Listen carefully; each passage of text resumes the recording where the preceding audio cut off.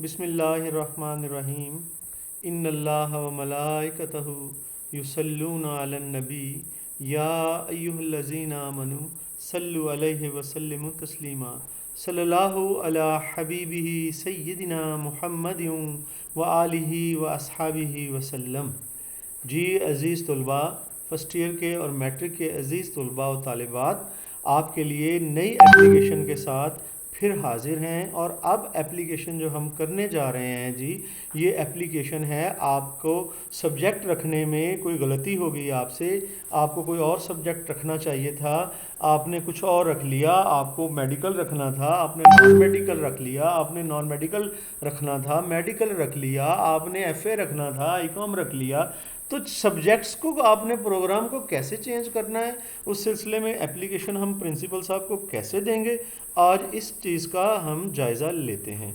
चलें जी आगे बढ़ते हैं, बिस्मिल्लाह करते हैं अपनी एप्लीकेशन की तरफ। देखें जी, जनरली मैं पहले भी आपसे डिस्कस किया करता हूं कि आपकी एप्लीकेशन इस तरह से नज़र आती है और मेरे नोट्स पर भी इस तरह से लिखी हुई है। और इसमें ये जो लाइंस खाली छोड़ी हुई हैं, ये लाइंस खाली छोड़ी हुई, इसका मतलब ये है कि आपकी यहाँ पे फिलिंग होगी, सब्जेक्ट की जगह पे सब्जेक्ट की फिलिंग होगी। ये जो बॉडी की लाइन खाली छोड़ी हुई है, यहाँ पर बॉडी की फिलिंग होगी। तो चलें जी, जर्नल स्ट्रक्चर ये है, हेडिंग इस तरह से, सब्जेक्ट इस तरह से, ठीक है ना, ये सैल्यूटेशन इसे बोलते हैं एस्टिमेबल सर को, ये इस तरह से, और फिर बॉडी बाद में आ जाती है, फिर कॉम्प्लीमेंट्री क्लोज आ जाता है, और डेट कहाँ पे लगानी है, ये सारी जर्नल स्ट्रक्चर में आप कंबाइन व्यू में इसको देख सकते हैं। आगे चलते हैं जी, हम इसके हेडिंग की तरफ चलते हैं। हेडिंग कैसे लिखते हैं वो देख लें जी। आपको ये पता होना चाहिए कि हर वर्ड का पहला लफ्ज़ जो है ना, पहला अल्फ़ाबेटिक ये कैपिटल होता है, ठीक है ना। टी जो है ये कैपिटल हो गया जी, दा का, पी प्रिंसिपल का पी कैपिटल हो गया। इसी तरह सभी के ये जो फर्स्ट अल्फ़ाबेट है ये कैपिटल चल रहे हैं, ठीक है जी। ये एक्सपोज्ड एड्रेस है। प्रिंसिपल के बाद में मैंने PAL लगाया है, ये इसलिए लगाया ताकि आप अवेयर ऑफ हो जाएं, आपको बाखबर हो जाएं कि आपने PLE नहीं लगाना, PAL ही लगाना है। कॉलेज के प्रिंसिपल जो होते हैं PAL पे ख़त्म होता है ये स्पेलिंग।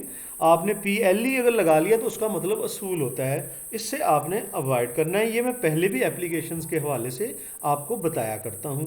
आगे फर्दर हम चलते हैं जी। आप इस सपोज एड्रेस को, आप सपोज हेडिंग को इस तरह से भी लिख सकते हैं, द प्रिंसिपल गवर्नमेंट कॉलेज, ठीक है ना। आप वहाँ पर हमने तो लिखा था ना ideal college great street London, यहाँ पर हमने वो भी एक अच्छा सपोज्ड एड्रेस है, लेकिन जनरली जो एड्रेस चलता है वो इस तरह से चलता है। इसमें भी फर्स्ट वर्ड जो हैं वो कैपिटल हैं। अब सिटी की जगह हमने ABC लिख दिया ताकि जो पेपर चेकर करने वाला है उसको ये पता ना चले कि पेपर, ताकि हमारा नाम छुपा रहे, और छुपा रहना जो है ये पेपर्स में ज़रूरी होता है। आप अपनी आइडेंटिटी जो है उसे डिस्क्लोज नहीं करते। अब देखें जी, ये भी लिखा हुआ है, ये एक अंदाज़ है, ये जनरल वे में अंदाज़ है, वो ज़रा पर्टिकुलर वे में था ये वाला, ठीक है। लेकिन आप अगर आपको पर्टिकुलर वे में मुश्किल है तो आप जनरल वे ये वाला फॉलो कर सकते हैं। आगे चलते हैं जी। सब्जेक्ट देखें जी, सब्जेक्ट कैसे लिखा जाता है, ऐसे था, उसके आगे मैंने अभी सब्जेक्ट क्योंकि इसके अंदर लिखा नहीं है, ठीक है जी, तो सब्जेक्ट को आपने अंडरलाइन करना है। एस्टिमेबल सर का मतलब होता है, ठीक है ना, जनाबे आली के लिए होता है मोहतरम सर।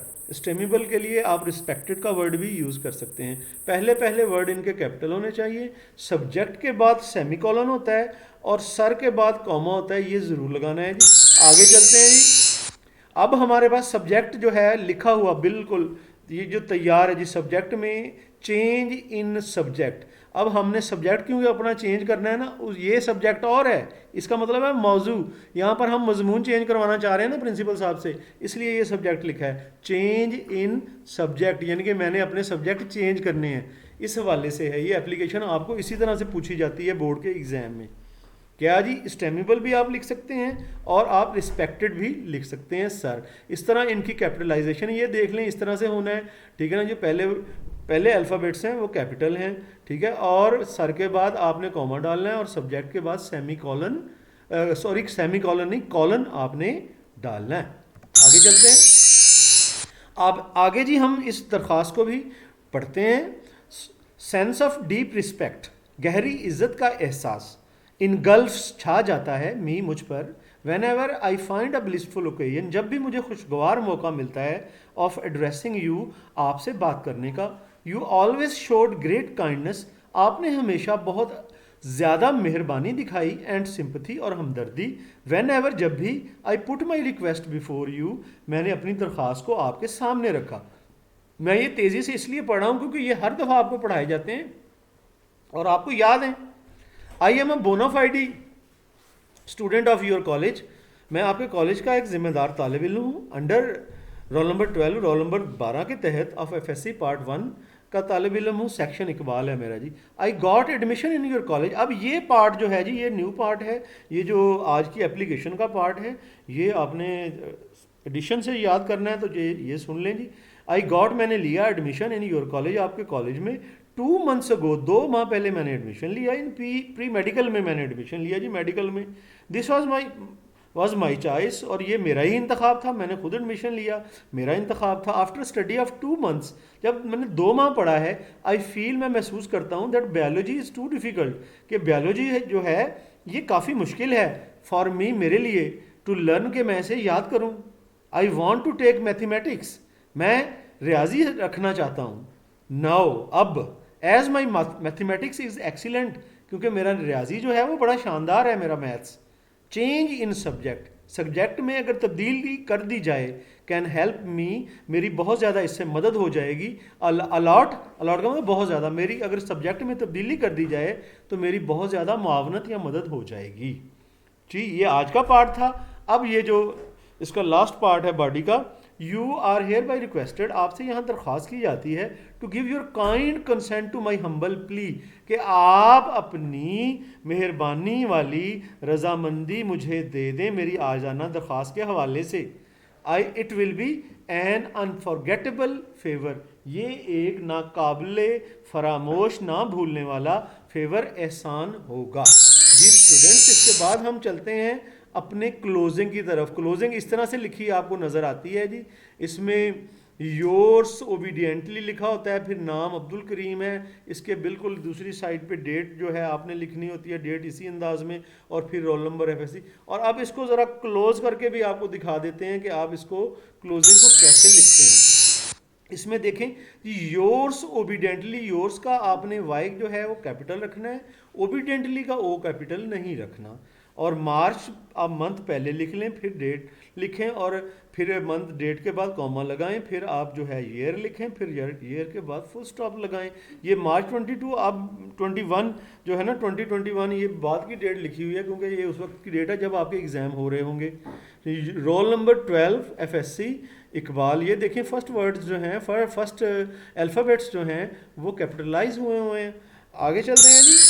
अब इस तरह से भी आप लिख सकते हैं, आप डेट को भी पहले लिख सकते हैं, लेकिन ये ज़रा मुश्किल हो जाता है। ये जैसे 22 है ना, ND आपको डालना पड़ा, अगर 21 होता ना फिर आपको 21 ST डालना पड़ना था, ठीक है ना। अगर 23 होता तो फिर आपको RD डालना पड़ना था, मार्च। तो फिर वो उसमें बच्चे गलती कर लेते हैं, इसलिए जो पहला तरीका था ना डेट लिखने का, ये वाला, जिसमें कि आप जो है मंथ पहले लिख रहे हैं और डेट बाद में लिख रहे हैं, ये ज़्यादा जो है ना, मतलब इसको आसानी है इसमें आपके लिए, इसको आप जो है ना यूज़ कर लें। ये थोड़ा सा मुश्किल, अगर आप इसको कर सकते हैं तो कर लें, अदरवाइज़ वो पहले वाला तरीका जो है वो आसान है। नेम के जगह पे आप, वहाँ पर नाम लिखा हुआ था, यहाँ पर नेम ABC लिखा हुआ है, जनरली आप ऐसा भी लिख सकते हैं। Role number 12 FSC section Iqbal, ये ऐसे लिखा हुआ है। ये तो जी स्टूडेंट्स आपकी एप्लीकेशन थी चेंज इन सब्जेक्ट की, ठीक है जी। मुझे दुआओं में याद रखना है, इंशाल्लाह अच्छी अच्छी वीडियोस के साथ, अच्छी अच्छी लर्निंग के साथ हम एक दूसरे के साथ मिलते रहेंगे। मालिक खैर रखे, फ़ी अमानिल्लाह, अल्लाह हाफिज़। अल्लाह हाफिज़।